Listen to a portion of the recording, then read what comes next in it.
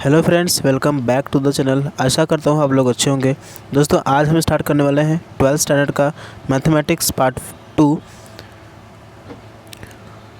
जिसका पहला चैप्टर है कमीशन, ब्रोकरेज एंड डिस्काउंट। दोस्तों, ये चैप्टर बहुत ही इंटरेस्टिंग और इजी चैप्टर है और रियल लाइफ पे बेस है, जिसे हम हर एक मोड पर अब आने वाले समय में यूज़ करेंगे।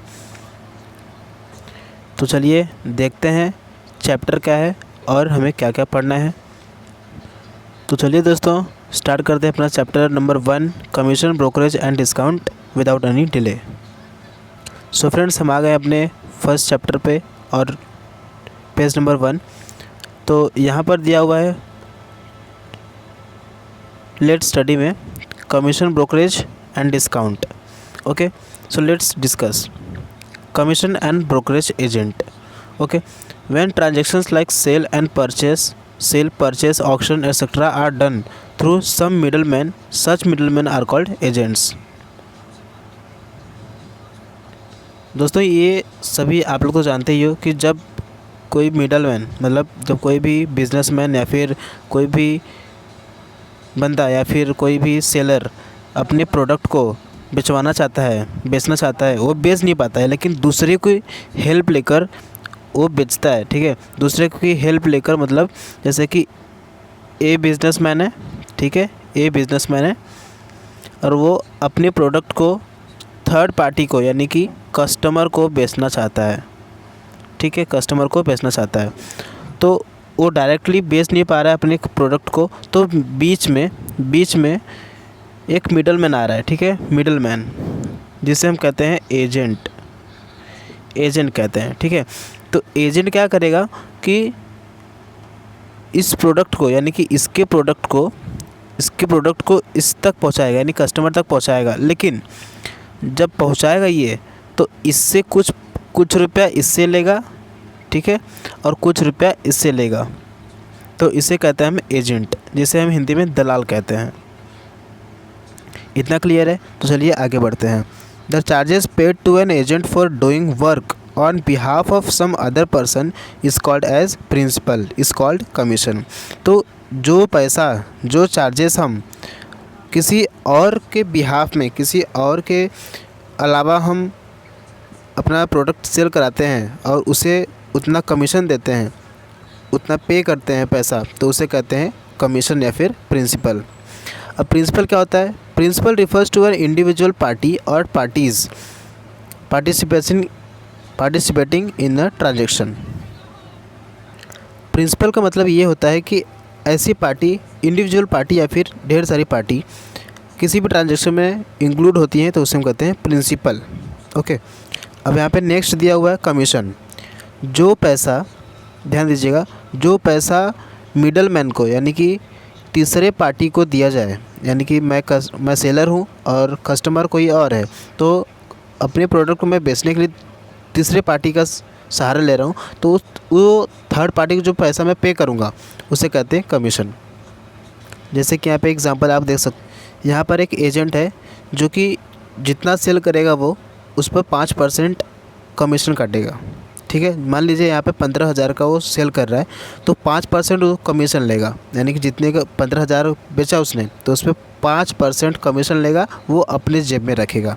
तो यहाँ पे 15,000 का 5% निकालेंगे तो 750, यानी कि 15,000 में से 700 रुपया वो 750 वो ले लेगा, बाकी का वो सेल कर देगा।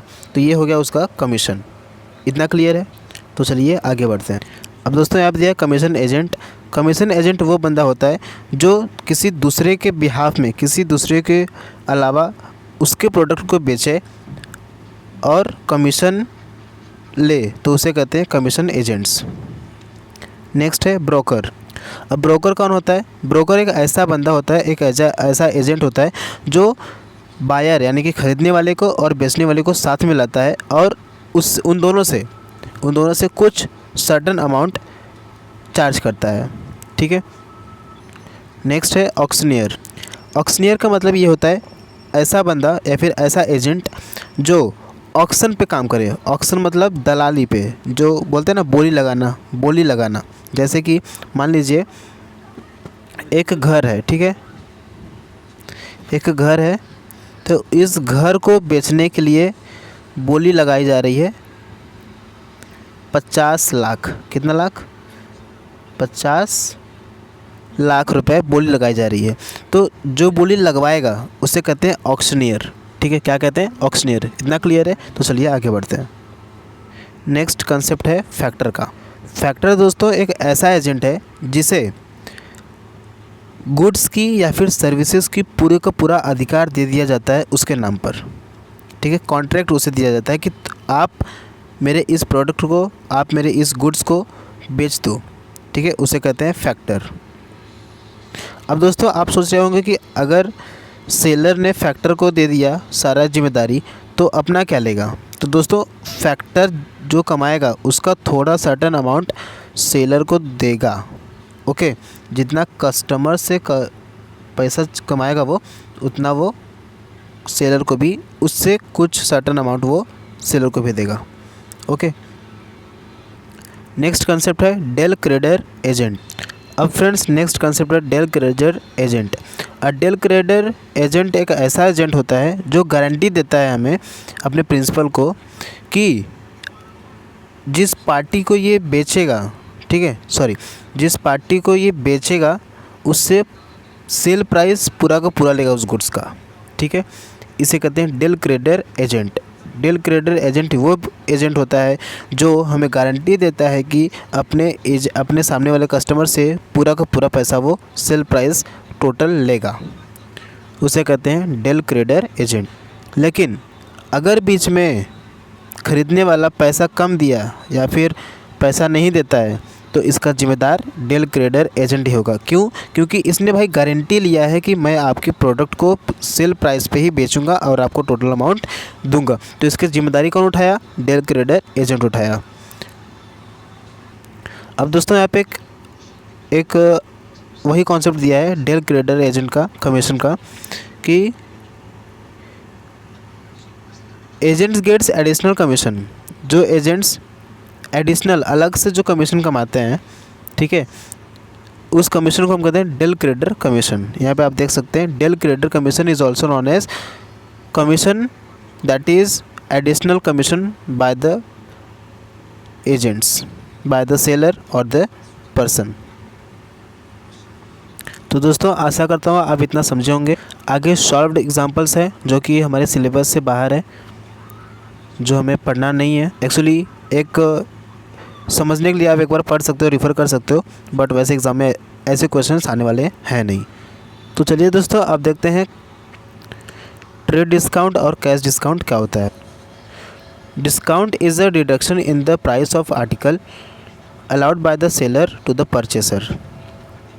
डिस्काउंट एक प्रकार का छूट होता है जो कि हमें सेलर देता है अपने कस्टमर को। ठीक है, ये तो आप सभी जानते ही हैं। It is generally express in the term of और इसे हम ज़्यादातर परसेंटेज में देखते हैं या फिर एक्सप्रेस करते हैं। तो डिस्काउंट के यहाँ पे 2 टाइप्स दिए गया है। पहला है ट्रेड डिस्काउंट। ट्रेड डिस्काउंट वो होता है, ट्रेड डिस्काउंट एक ट्रेडर को दूसरे ट्रेडर से दिया जाता है। मतलब एक ट्रेडर दूसरे ट्रेडर को ये ट्रेड डिस्काउंट देता है। किस पर? लिस्ट प्राइस पर, मार्केट प्राइस पर, या फिर हम कह सकते हैं कैटलॉग प्राइस का। यहाँ पर जो प्राइस दिया हुआ है, कैटलॉग प्राइस, लिस्ट प्राइस और मार्केट प्राइस, ये तीनों प्राइस इक्वल होती है। मतलब या तो आप कैटलॉग प्राइस कहो, या तो लिस्ट प्राइस कहो, या तो मार्केट प्राइस कहो, दोनों सेम है, तीनों सेम है। अब यहाँ पे दोस्तों दूसरा डिस्काउंट है कैश डिस्काउंट का। कैश डिस्काउंट हम लोग इसलिए देते हैं ताकि सामने वाला बंदा या फिर कस्टमर तुरंत ही पैसा दे दे हमें। ठीक है, मान लीजिए आपकी दुकान पर कोई कस्टमर आता है, 5,000 का सामान लिया, बोलता है कि 5,000 मैं बाद में दूंगा। तो आपको तो पैसा भी चाहिए, तो आप बोलोगे नहीं भाई 5,000 बाद में मत दे, तू 5,000 हमें अभी दे दे और 500 का तू डिस्काउंट ले जा। ठीक है, 4,500 तू मुझे अभी दे दे और 500 का तू डिस्काउंट ले जा। तो इसे हम कहते हैं कैश डिस्काउंट। आपने उससे तुरंत ही पैसा निकलवा लिया, इसलिए आप कैश डिस्काउंट उसे दिए। ओके दोस्तों, एक इम्पॉर्टेंट और बात कि जो बायर रहता है, बायर को आप दोनों इसमें से कैश डिस्काउंट भी और ट्रेड डिस्काउंट भी दे सकते हो। अगर ट्रेड डिस्काउंट अगर क्वेश्चन में कभी पूछा गया तो आप पहले निकालेंगे trade discount, then after you have to calculate the cash discount after deducting the true discount. मतलब ये कि ट्रेड डिस्काउंट निकालने के बाद आपको कैश डिस्काउंट निकालना है। अब यहाँ पे कुछ बेसिक फॉर्मूलेस दिए हुए हैं। Invoice price is equal to list price, या तो कैटलॉग प्राइस कह दो आप, माइनस ट्रेड डिस्काउंट, तो हमें मिलेगा इनवॉइस प्राइस। ठीक है, इनवॉइस प्राइस का फॉर्मूला होता है list price minus catalogue price, sorry trade discount. Okay, इतना क्लियर है। ये तो फर्स्ट। दूसरा था सेलिंग प्राइस, या तो नेट सेलिंग प्राइस कहो, का इसका फॉर्मूला होता है invoice price minus cash discount. Selling price निकालने के लिए आपको सबसे पहले जो लिस्ट प्राइस या फिर इनवॉइस प्राइस दिया रहेगा उसमें से माइनस करना है आपको कैश डिस्काउंट, तो आपको मिल जाएगा सेलिंग प्राइस या तो नेट सेलिंग प्राइस। अब प्रॉफिट का फॉर्मूला तो आप दोस्तों जानते ही हैं कि जितने का आपने बेचा उसमें से कॉस्ट प्राइस को माइनस कर दो, अगर जितना अमाउंट आया उतने का आपको प्रॉफिट। अगर लॉस हुआ आपको तो कॉस्ट प्राइस में से आप नेट सेलिंग को माइनस कर दोगे तो आपका आ जाएगा लॉस, या तो फिर नेट लॉस या तो को आप नेट प्रॉफिट। इतना क्लियर है। तो दोस्तों आज के लिए इतना ही, मिलते हैं अगली वीडियो में, तब तक के लिए धन्यवाद। और दोस्तों नेक्स्ट वाली वीडियो में हम स्टार्ट करेंगे exercise number 1.1। So if you like this video, so please share with your friends and subscribe to our channel. Thank you.